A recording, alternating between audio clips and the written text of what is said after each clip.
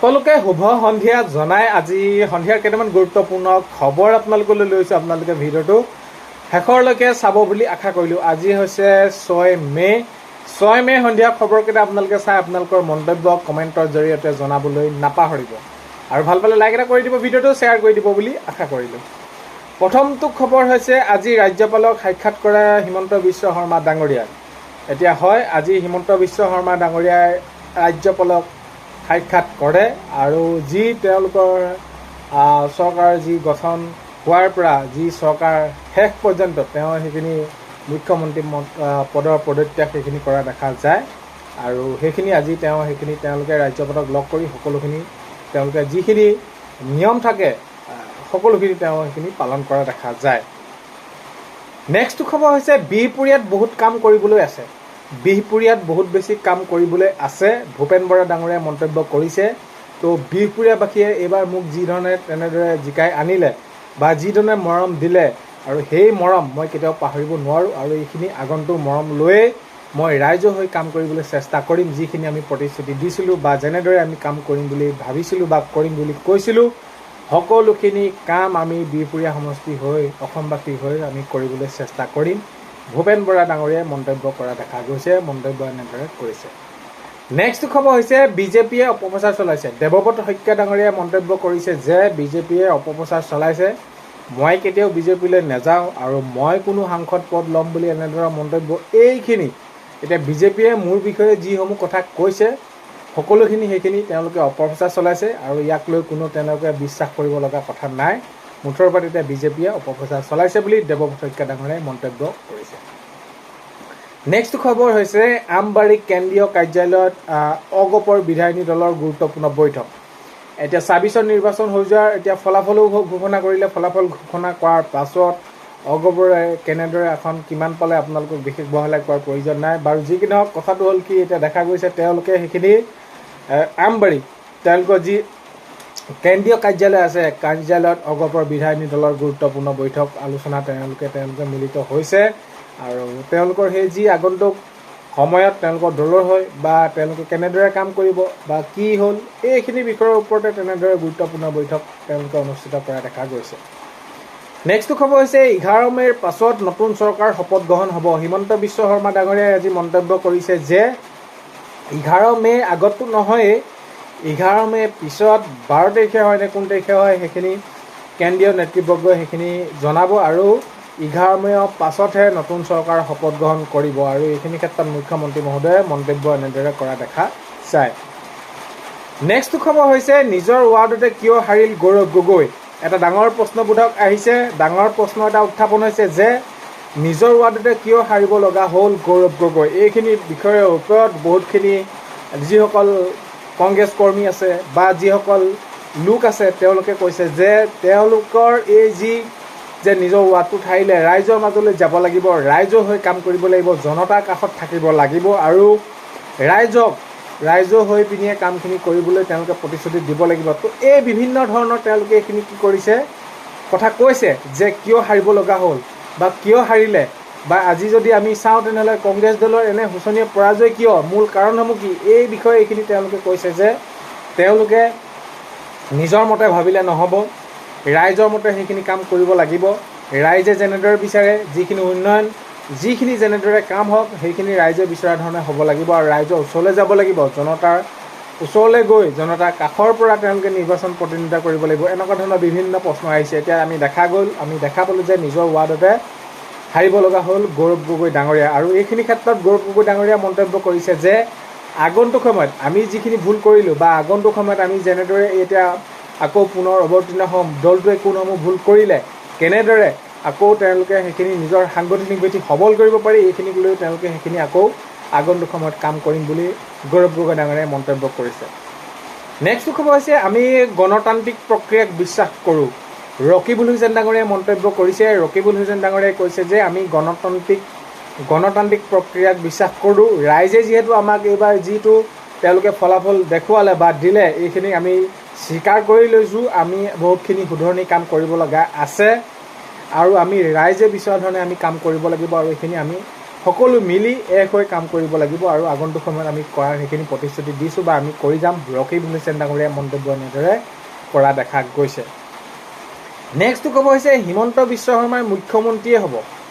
হয়, হিমন্ত বিশ্ব শৰ্মাই হ'ব মুখ্যমন্ত্ৰী, এনেদৰে জনাইছে পীযুষ হাজৰিকা ডাঙৰীয়া।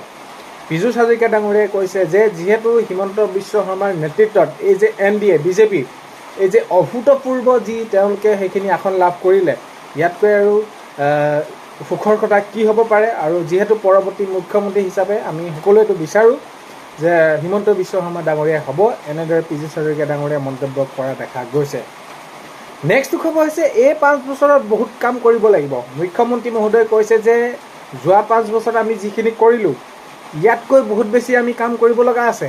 এই 5 বছৰত চৰকাৰ গঠন হোৱাৰ পাছত আমি যিখিনি প্ৰতিশ্ৰুতি দিছিলোঁ, যেনেদৰে কৰিম বুলি কৈছিলোঁ, এই সকলোখিনি কাম আমি গুৰুত্ব সহকাৰে কৰিব লাগিব।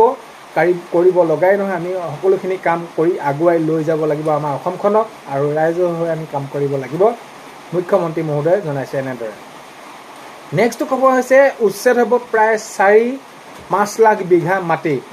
মুখ্যমন্ত্ৰী মহোদয়ে জনাইছে, মুখ্যমন্ত্ৰী মহোদয়ে কৈছে নিৰ্বাচনৰ পূৰ্বতে এইখিনি মতামত তেওঁ দাঙি ধৰিছিলে যে উচ্ছেদ প্ৰায় হ'ব 4-5 লাখ বিঘা মাটি, আৰু আগন্তুক সময়ত প্ৰক্ৰিয়া সেইখিনি চলি থাকিব। মুঠৰ ওপৰত 1 ইঞ্চি মাটি থকালৈকে অবৈধভাৱে যিসকলে দখল কৰি থাকিব আমি উচ্ছেদ প্ৰক্ৰিয়া চলাই যাম, উচ্ছেদ আমি কৰি যাম, মুখ্যমন্ত্ৰী মহোদয়ে এনেদৰে মন্তব্য কৰিছে।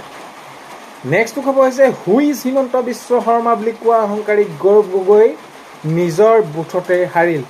পীযুষ হাজৰিকা ডাঙৰীয়াই কটাক্ষ কৰি কৈছে, পীযুষ হাজৰিকা ডাঙৰীয়াই মন্তব্য কৰিছে যে এটা সময়ত যি তেওঁ অহংকাৰ কৰি কৈছিল যে হু ইজ হিমন্ত বিশ্ব শৰ্মা, এতিয়া হিমন্ত বিশ্ব শৰ্মা কোন নিজেই দেখিলে। তো কেনেকুৱা ধৰণৰ ৰাইজে কি মৰম দিলে সেইখিনি বিশেষ বহলাই কোৱাৰ প্ৰয়োজন নাই।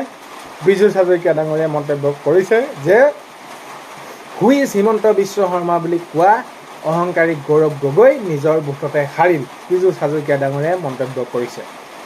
নেক্সট খবৰ হৈছে অগপৰ আমাৰ পুৰণি বন্ধু দিলীপ শইকীয়া ডাঙৰীয়াই মন্তব্য কৰিছে। দিলীপ শইকীয়া ডাঙৰীয়াই এইবাৰ নিৰ্বাচনৰ যি ফলাফলক লৈ তেওঁলোকে সেইখিনি মন্তব্য কৰি কৈছে, আৰু NDA যি তেওঁলোকৰ মিত্ৰ দল অগপক তেওঁলোকে যিসমূহ আসন পালে সেইখিনি তাক লৈ শুভেচ্ছা দিছে, আৰু অগপ আমাৰ পুৰণি বন্ধু বুলি দিলীপ শইকীয়া ডাঙৰীয়াই মন্তব্য কৰা দেখা গৈছে। নেক্সট খবৰ হৈছে ভাৰতক স্বাধীনতা প্ৰদান কৰা কংগ্ৰেছ আজি মিয়াৰ দললৈ পৰ্যবেক্ষিত হোৱাটো বৰ দুখৰ কথা। জনগণে সেইখিনি তেনেদৰে মন্তব্য কৰা দেখা গৈছে। পৰাজয়ৰ পিছত যি পৰাজয় বৰণ হ'ল বা কংগ্ৰেছৰ যিটো ফলাফল অহাৰ পাছত এনেদৰে মন্তব্য কৰা দেখা গৈছে। জনতাই এনেদৰে মন্তব্য কৰিছে বহুতো লোকে যে ভাৰতক স্বাধীনতা প্ৰদান কৰা কংগ্ৰেছ আজি বাংলাদেশী মিয়াৰ দললৈ পৰ্যবেক্ষিত হোৱাটো বৰ বেছি দুখৰ কথা বুলি মন্তব্য কৰিছে।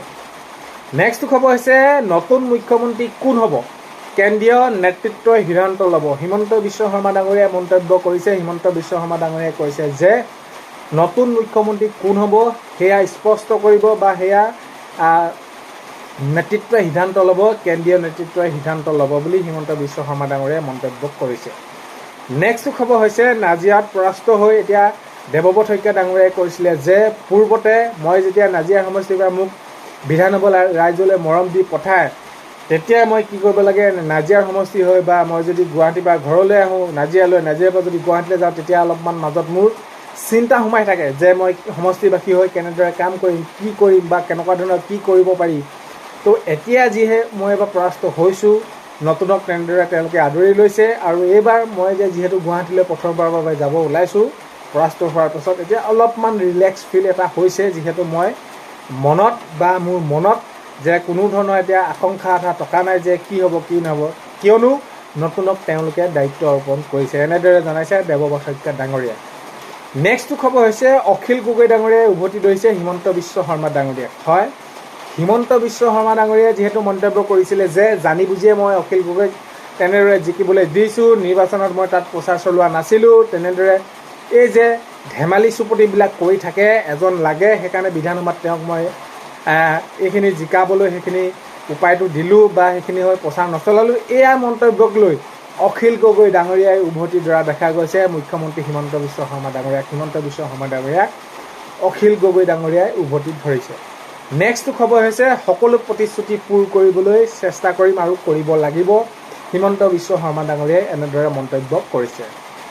আজি 6 মে সন্ধিয়া খবৰ এইকেইটা আপোনালোকক জনালোঁ। ভিডিঅ'টো আপোনালোকে শেষলৈকে চোৱাৰ বাবে বহুত বেছি ধন্যবাদ। ভিডিঅ'ৰ প্ৰথমতে কোৱাৰ দৰে চেনেলটোলৈ যদি আপোনালোক নতুনকৈ আহিছে ছাবস্ক্ৰাইব কৰাৰ লগতে কাষত থকা বেল আইকনটো প্ৰেছ কৰি অল কৰি থ'ব, যাতে নতুন এটা ভিডিঅ' দিয়াৰ লগে লগে আপোনালোকে আগতীয়াকৈ চাবলৈ পায়।